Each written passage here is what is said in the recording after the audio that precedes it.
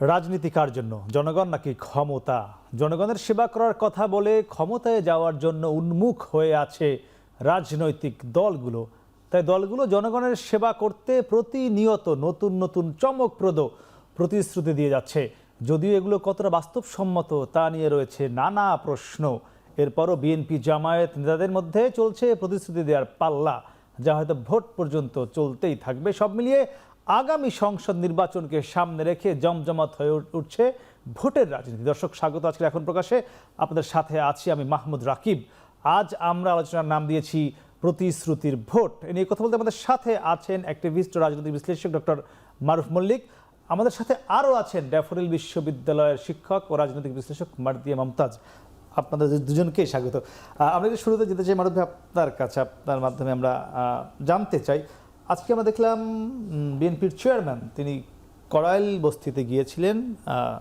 বাংলাদেশের সাবেক 3 বারের প্রধানমন্ত্রী বেগম খালেদা জিয়ার একটি মিলাদ মাহফিল ছিল, সেখানে তারা সেখানে আয়োজন করেছেন। তিনি এই মুহূর্তে আরেকটি আয়োজনে আছেন বনানীতে। তো সেখানে তিনি আমরা দেখলাম একটি ফ্যামিলি কার্ড দেখাচ্ছিলেন ওখানকার মানুষকে, যে যারা কড়াইল বস্তিতে রয়েছে তাদের জন্য বলেছে যদি তিনি সুযোগ হয় তিনি এই সুবিধাটা দিতে চান। তিনি সেখানে বলেছেন কড়াইলবাসীর জন্য বসবাস করতে ফ্ল্যাট বরাদ্দ দেওয়া হবে তিনি যদি সুযোগ পান। তিনি সেখানে বলেছেন, তিনি বলেছেন দালানে বসবাসকারীর যে সন্তানরা যে শিক্ষা, স্বাস্থ্য, খেলাধুলা সুবিধা পায়, কড়াইল বস্তিবাসী সেই একই সুবিধা পাবেন। এই মুহূর্তে বাংলাদেশের নির্বাচন প্রচারণা বন্ধ। আগামীকাল প্রতীক বরাদ্দের মধ্য দিয়ে পরশু থেকে প্রচারণা শুরু হবে। তিনি এগুলো করতে পারেন কিনা? জি, ধন্যবাদ আপনাকে এই অনুষ্ঠানে আমন্ত্রণ জানাবার জন্য। আর আমার সঙ্গে যে বিজ্ঞ আলোচক আছেন তাকে আমার পক্ষ থেকে শুভেচ্ছা, এবং যারা দেখছেন নানা জায়গা থেকে সবাইকে শুভেচ্ছা জানিয়ে শুরু করছি। দেখেন, এই আপনি যে প্রশ্নটা করলেন যে উনি এই কথা বলতে পারেন কিনা, রাজনৈতিক প্রসেসের দিকে যদি আমরা খেয়াল করি, মানে একটা রাজনৈতিক দলের কাজ কি? রাজনৈতিক দলের কাজ তো হচ্ছে জনগণের জন্য কাজ করা, এবং তাদের একটা অভিষ্ট লক্ষ্য থাকে যে একদিন না একদিন আমি ক্ষমতায় যাব, গিয়ে সেখানে গিয়ে রাষ্ট্র পরিচালনা করব। এবং রাষ্ট্রটা কিন্তু উনি পরিচালনা করবেন জনগণের পক্ষ থেকে, জনগণের জন্য। তো আপনি রাজনীতিটাকে যদি ওইভাবে বিবেচনা করেন যে আমরা জনগণের জন্য পলিটিক্স করছি, জনগণের মতামতের ভিত্তিতে নির্বাচিত হয়ে রাষ্ট্র পরিচালনা করব, তাহলে তো আপনাকে, আমি মনে করি আসলে সরকার বা পলিটিক্যাল পার্টিগুলো আসলে কাজ করে ফ্যাসিলিটেটরের ভূমিকায়। ওরা ফ্যাসিলিটেট করবে বিভিন্ন সুবিধা জনগণকে। সেই জায়গায় শুধু নির্বাচন উপলক্ষেই যে আপনি প্রতিশ্রুতি দিবেন বা নির্বাচনের আগে প্রচারণার যে টাইম ফ্রেম থাকবে ওই সময়ই কথা বলবেন, বিষয়টা এইরকম না। একটা রাজনৈতিক দলের সুনির্দিষ্ট পলিটিক্যাল প্রোগ্রাম থাকবে, পলিটিক্যাল এজেন্ডা থাকবে, কিছু তার লক্ষ্য উদ্দেশ্য থাকবে। এটা উনি কিন্তু সারা বছরই বলে যাবেন, শুধু নির্বাচনের সময় বলবেন, বিষয়টা এইরকম। তাহলে আচরণবিধি বলতে একটি শব্দ আছে, সেটি কেন? আচরণবিধি বলতে ধরেন আপনি বলতে পারেন যে এরকম কোনো আচরণ করবেন না যেটা রাজনৈতিক পরিস্থিতিকে ঘোলাটে করে দেয়। যেমন ধরেন আমি বলবো যে আমাদের রাজনীতির খুব একটা বাজে অভ্যাস বা বাজে চর্চা হচ্ছে পারস্পরিক দোষারোপ। আমার কাজ কিন্তু একজন রাজনৈতিক কর্মী হিসাবে, মানে আমি না আর কি, আমি বোঝাচ্ছি আর কি, যে যিনি রাজনৈতিক কর্মী হিসাবে কাজ করবেন তার কাজ কিন্তু বিরোধী পক্ষ বা অপর পক্ষের সমালোচনা বা গালমন্দ করা না। তার কাজ হচ্ছে আপনি ক্ষমতা গেলে কি করবেন, আপনি রাষ্ট্রটা কিভাবে পরিচালনা করবেন, জনগণের সুযোগ সুবিধা নিশ্চিত করবেন। রাজনৈতিক দলগুলো আসলে কি এজ এ ইনস্টিটিউট বা ইনস্টিটিউশন, তারা কিন্তু সংঘবদ্ধ হয়েছে, একত্রিত হয়েছে জনগণের পক্ষ থেকে। এই কথাগুলো বলবার জন্যই নির্বাচন কমিশন 22 জানুয়ারি থেকে 10 ফেব্রুয়ারি পর্যন্ত সময় বেঁধে দিয়েছে। তখন এই কথাগুলো বলবার কথা। একটু বেশি জানতে চাই, আপনি যেহেতু বিএনপির সঙ্গে বুদ্ধি পরামর্শ দিয়ে থাকেন, আমরা জানি, আমরা সেই ফ্যামিলি কার্ড নিয়ে আসলে কি বুদ্ধি দিচ্ছেন আপনারা? কি হবে এটি, কতটা বাস্তবসম্মত? শেখ হাসিনা এমন অনেক প্রতিশ্রুতি কিন্তু দিয়েছিল জনগণকে। এইটা ধরেন ফ্যামিলি কার্ড বলতে আমি জানি না এটা কি আপনাদের ধারণা আছে। এইটা ফ্যামিলি কার্ডটা উনি যেটা বলছেন বিএনপির চেয়ারম্যান সাহেব বা বিএনপির পক্ষ থেকে বলা হচ্ছে বারবার যে এই কার্ডটা দেয়া হবে বাড়ির যিনি মা বা মহিলাদেরকে কিন্তু কার্ডটা দেওয়া হবে, এবং সেইখানে কিছু বেনিফিট থাকবে। সেখানে ফাইন্যান্সিয়াল বেনিফিট থাকতে পারে, আপনার ফুডিংয়ের কিছু সাপোর্ট থাকতে পারে, নানা ধরনের সুবিধা থাকবে। তো এইটা দিয়ে আমরা তো বাংলাদেশে কিন্তু যারা গরিব বা দুস্থ আছেন বা যাদের প্রয়োজন আছে তাদেরকে কিন্তু পূর্ববর্তী সরকারগুলোও কিন্তু নানা ধরনের সাপোর্ট দিয়েছে। এই জায়গায় আমি আপনাদেরকে একটা কথা মনে করিয়ে দিই, 1991 সালে যখন খালেদা জিয়া ক্ষমতায় আসলেন, প্রথম কিন্তু উনি একটা কর্মসূচি নিয়েছিলেন কাজের বিনিময়ে শিক্ষা। তখন কিন্তু এই ধরনের প্রশ্ন উঠেছিল যে ওই সময়কার সরকার এটাকে সাপোর্টটা দিতে পারবেন কিনা। ওটা ছিল হচ্ছে আমাদের তো ড্রপ আউটের হার বেশি ছিল ওই সময়। তো যারা হচ্ছে স্কুলে যায় না, মাঠে বা বিভিন্ন রকম শ্রমে নিয়োজিত হয় যেসব শিক্ষার্থীরা বা শিশুরা, ওই সময় বিএনপির প্রোগ্রাম ছিল যে ঠিক আছে তুমি স্কুলে ব্যাক করো, ওই সময়টাতে তুমি কাজ করে যেই পরিমাণ অর্থ পাও ফ্যামিলিকে সাপোর্ট দেওয়ার জন্য ওই পরিমাণ অর্থের খাদ্য সহায়তা আমরা তোমাদেরকে দিব।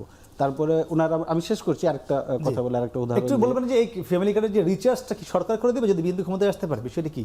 হ্যাঁ, ওই কার্ডের বিনিময়ে আপনি বিভিন্ন বেনিফিট পাবেন।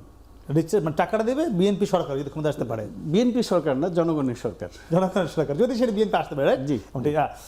মারদিয়া মমতাজ আপনার কাছে একটু আসতেছি, এই যে ফ্যামিলি কার্ডটা আপনি কতটুকু আশাবাদী এই ফ্যামিলি কার্ড নিয়ে? জি, এখন আপনাকে ধন্যবাদ, সালাম আলাইকুম, এবং যারা আমাদেরকে শুনছেন সবাইকে শুভেচ্ছা জানাচ্ছি। ফ্যামিলি কার্ডটার প্রপোজালটা যাদের, তাদের কথাগুলো যদি একটু শুনি। জি। একজন এমপি পদপ্রার্থী বলেছেন যেই সিটে বিএনপি সিট পাবে না, যেই এলাকায়, সেখানে ফ্যামিলি কার্ড দেওয়া হবে না। এক।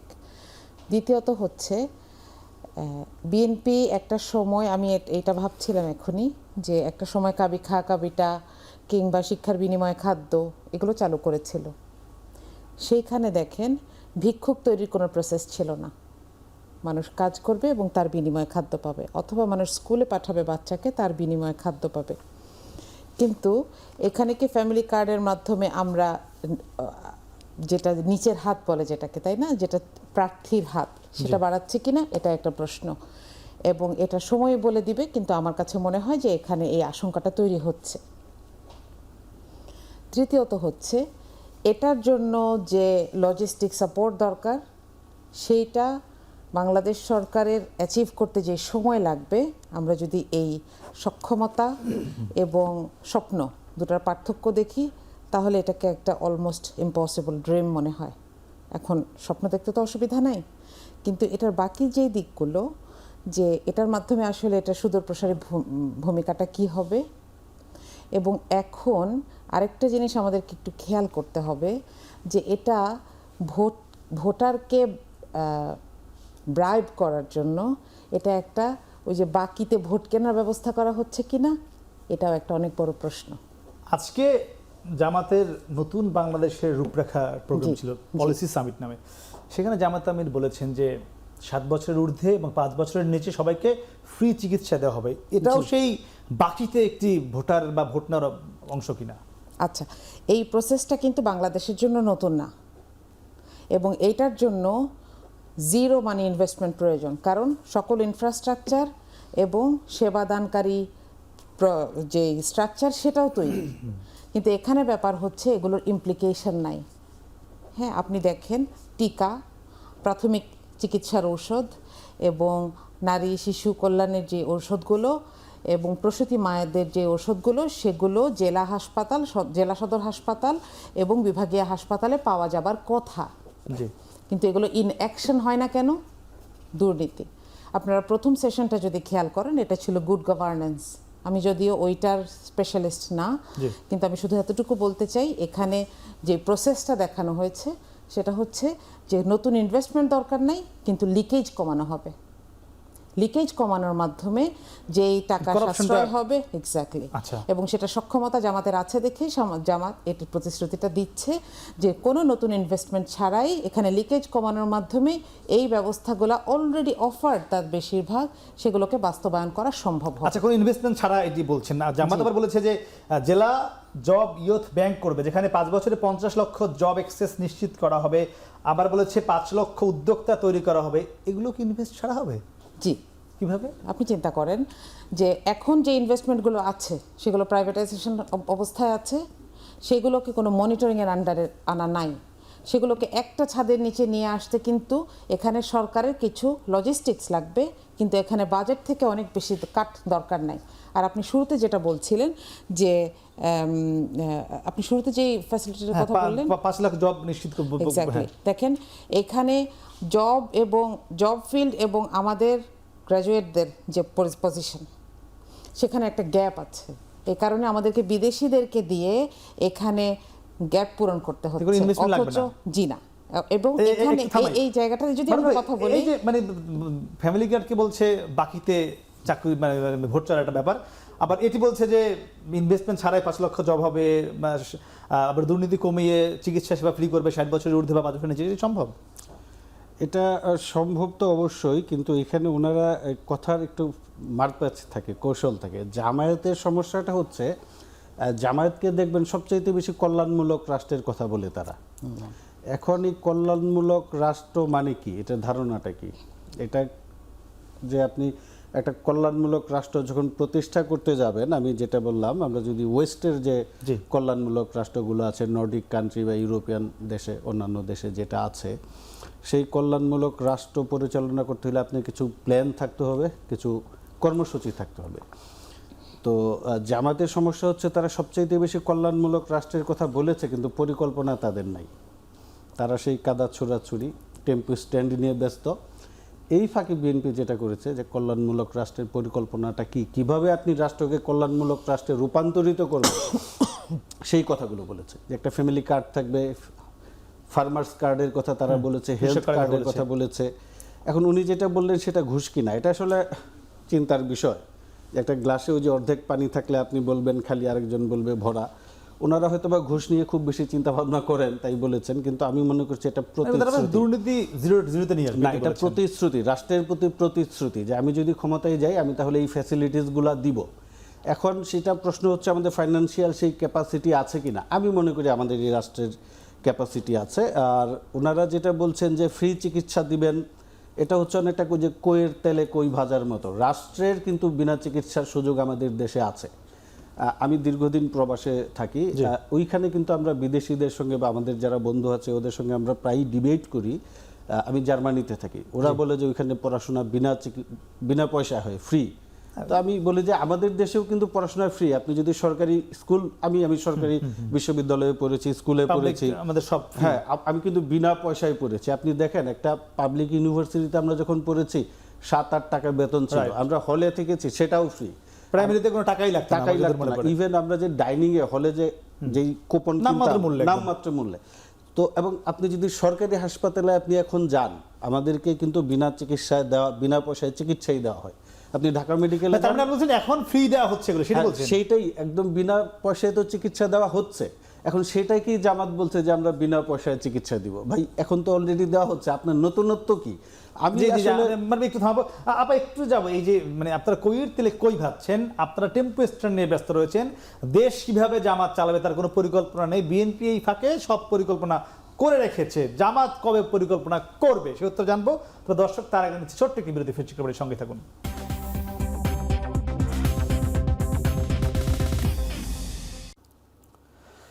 ফিরলাম বিরোধীর পর, কথা বলছিলাম প্রতিশ্রুতির ভোট নিয়ে। আমরা ছিলাম আমার দিয়ে মমতাজ, আপনার কাছে জানতে ছিলাম যে মারুফ ভাই একটি কথা বলেছেন যে জামাত কিভাবে নির্বাচনে জিতলে দেশ চালাবে, কিংবা কি কি পরিকল্পনা হওয়া উচিত। এক্ষেত্রে বিএনপি সব পরিকল্পনা করে ফেলেছে, জামাত সেটি করছে না। জামাত রয়েছে তার কথা অনুযায়ী সমালোচনায় রয়েছে, মূলত টেম্পো স্ট্যান্ড কে কী করছে না করছে এগুলো নিয়ে। কবে জামাত পরিকল্পনা করবে? আচ্ছা, আমি আপনাকে যদি আজকের কথা বলি, আজকে জামাত 6টা বেসিক ফিল্ডে তাদের ডিটেইল পরিকল্পনা প্রকাশ করেছে। আমার মনে হয় সেটার দিকে তাকালে এই অভিযোগটা একেবারেই মাঠে মারা যাবে। আর এখানে এখন বাইরে কি হচ্ছে সেটা বলি। সেটা হচ্ছে যে 5টি ছাত্র সংসদ নির্বাচনে শিবির সমর্থিত প্যানেল জিতে যাওয়ার পরে এখন সম্পূর্ণ অযৌক্তিক একটা কারণ দেখিয়ে ছাত্রদল এবং তাদের সাথে সংগঠনগুলো আন্দোলন করলো এবং শাকসুর নির্বাচনটা বাতিল করলো। ছাত্রদল বাতিল করেনি, হাইকোর্ট করেছে, তারা আবেদন করেছে এবং হাইকোর্ট বাতিল করেছে। আমি হাইকোর্টকে কোনো রকম অভিযোগ করছি না, কিন্তু এই আবদারটা কি চমৎকার, তাই না?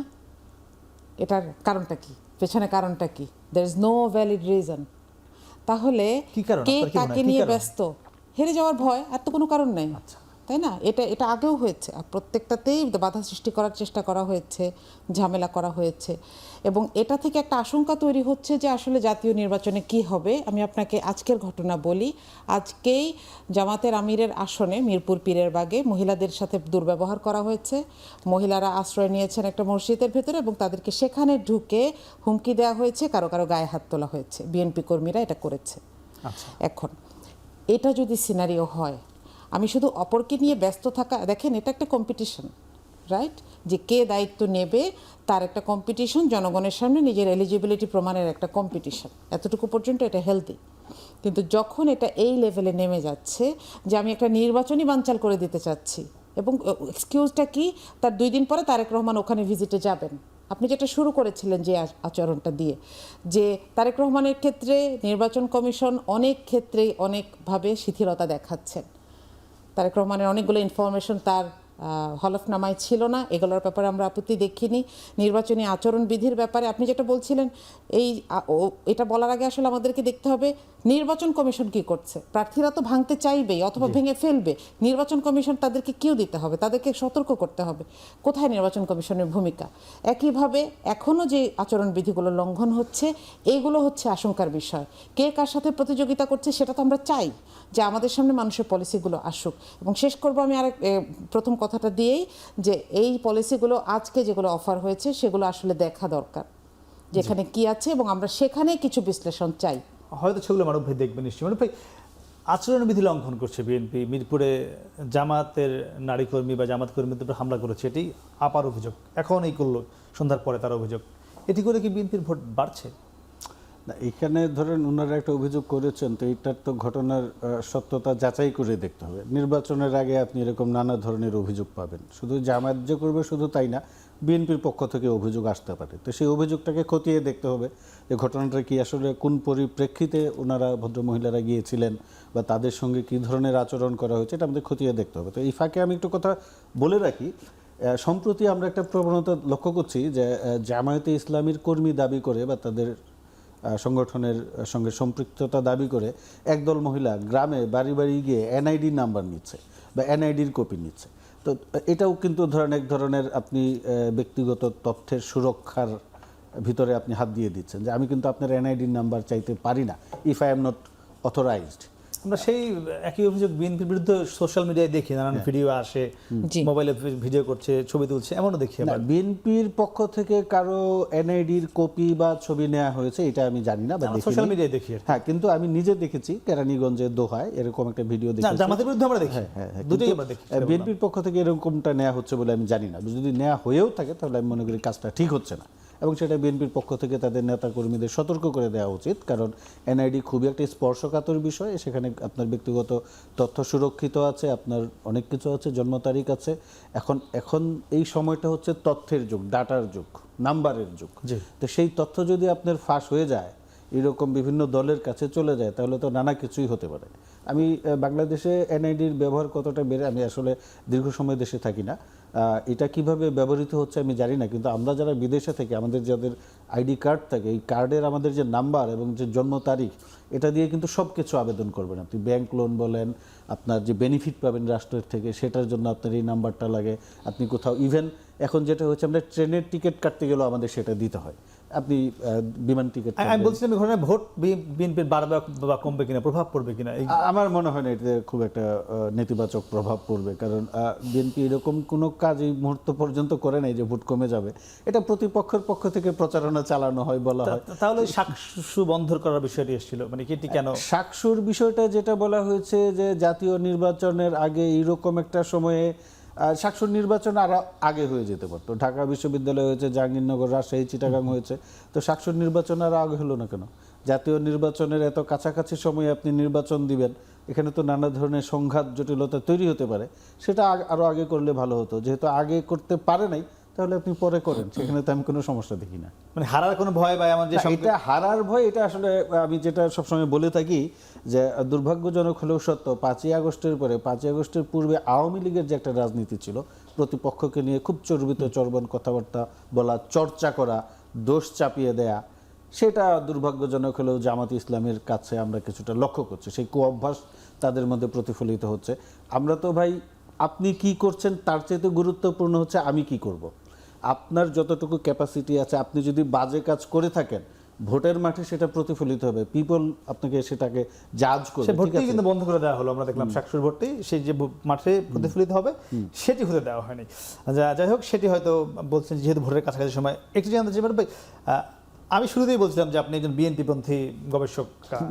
বিএনপি নিয়ে বইটই লিখি আর কি। জি, সেই জায়গা থেকে বলতে চাই, আমি আবারও রিপিট করছি, হয়তো আপনারা বুদ্ধি টুদ্ধি দেন তারেক রহমান বা যারা বিএনপি চালায়। সম্প্রতি তারেক রহমান একটি মন্তব্য করেছেন, যদি একটু পুরনো মন্তব্য তো আমরা নিয়ে আলোচনা করতে চাই। তিনি বলেছেন কৌশলের নামে গুপ্ত কিংবা সুপ্ত বেশ ধারণ করেনি বিএনপি কর্মীরা। আমার কাছে মানে আপনার কাছে আমার যে প্রশ্ন, সুপ্ত এবং গুপ্ত বেশ ধারণ করেছিল কারা? আমি সূত্র জানাবো দর্শক, তার আগে নিচ্ছি ছোট্ট একটি বিরতি, ফিরছি খবরের সঙ্গে থাকুন।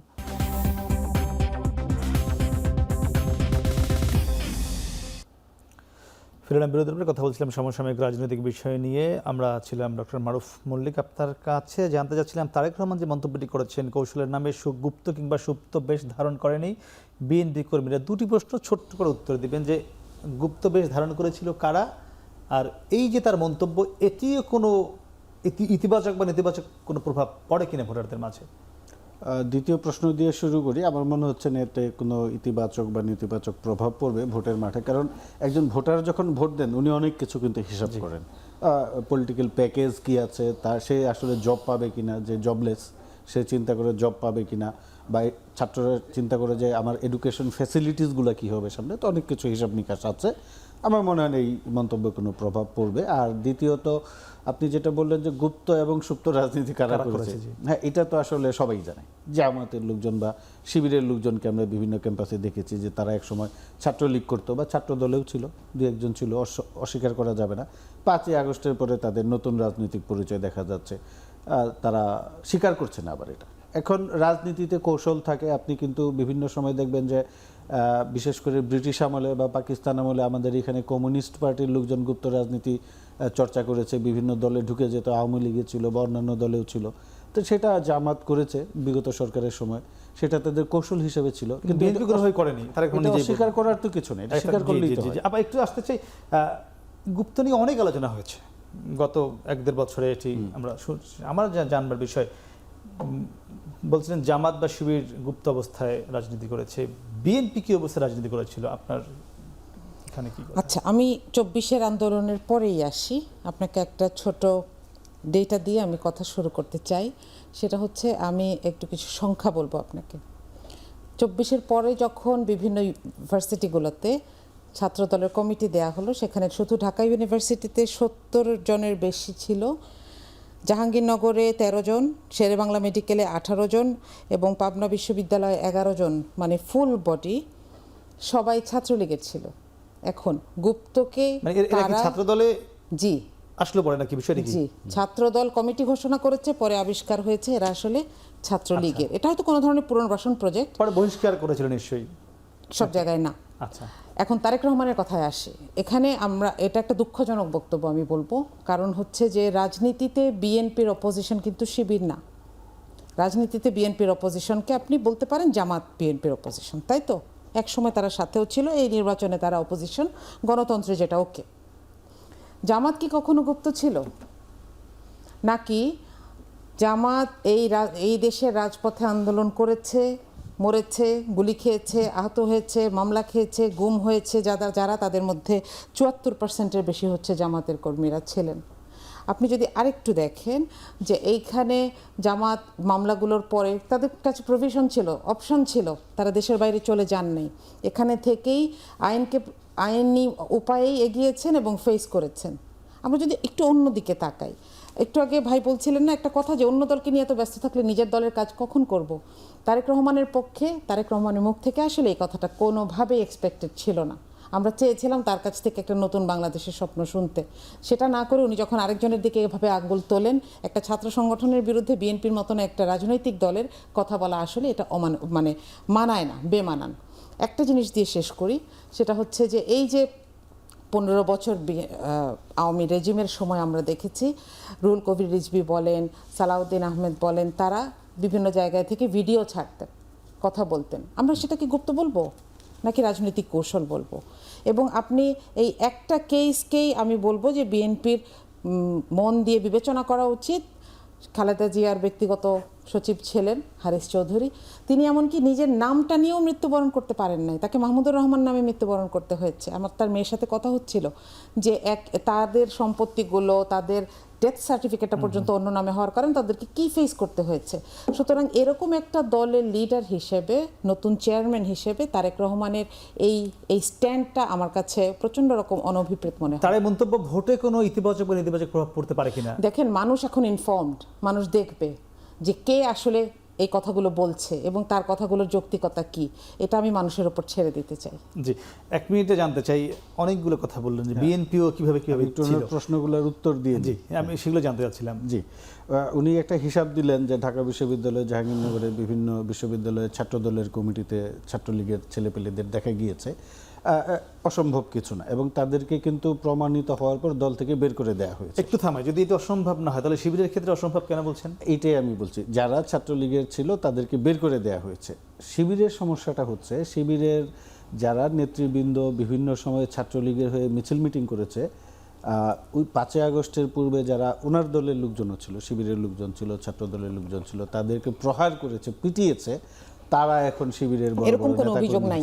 আছে, আপনি একটু দেখবেন, অসম্ভব। হ্যাঁ, খেয়াল করে আমি দেখবেন। একটাও জানবো না, আপনার জানা নাই থাকতে পারে, No, আমি এটা তো নাই। সব জানি তা না। আপনি মানে ছাত্র শিবিরের লোকজন ছাত্রলীগ থেকে পিটিয়েছে? হ্যাঁ আচ্ছা, No. হ্যাঁ, এরকম প্রমাণও আছে। পরবর্তীতে দেখা যাচ্ছে যে তারা তার ছাত্রদের প্রমাণটা বললে মনে হয় আপা আনসার দিতে পারবে।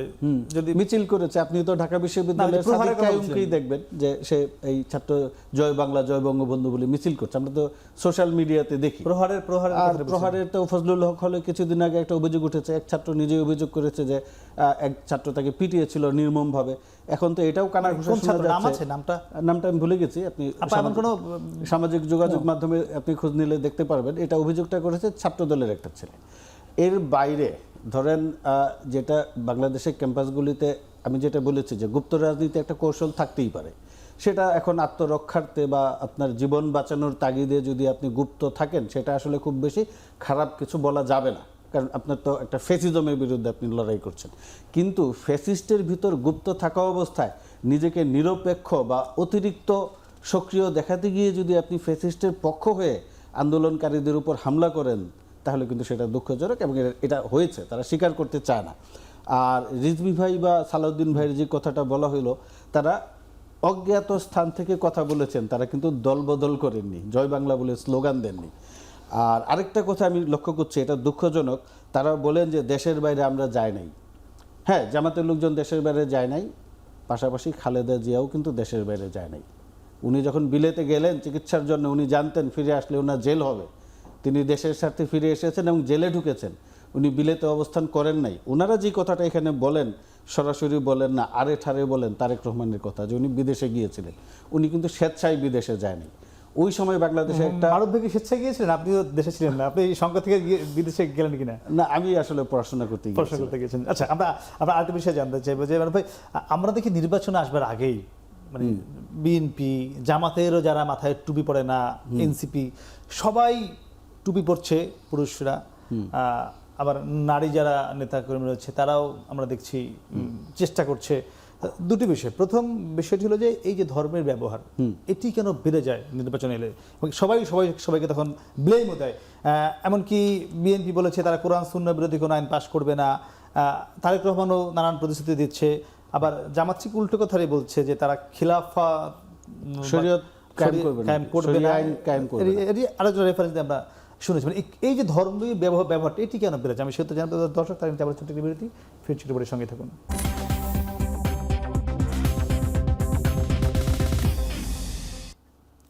ফিরলাম বিরোধীর কথা বলছিলাম প্রতিশ্রুতির ভোট নিয়ে। আমরা ছিলাম ডক্টর মারুফ খলিল। আপনার কাছে আমরা জানতে চাইছিলাম যে যেহেতু আপনি বিএনপির একজন শুভাকাঙ্ক্ষী, বিএনপিকে আমরা দেখছি নির্বাচনকে সামনে রেখে ধর্মকে ব্যবহার করছে, কেন করছে? এটা বিএনপি তো একটি ধর্মভিত্তিক দল নয়।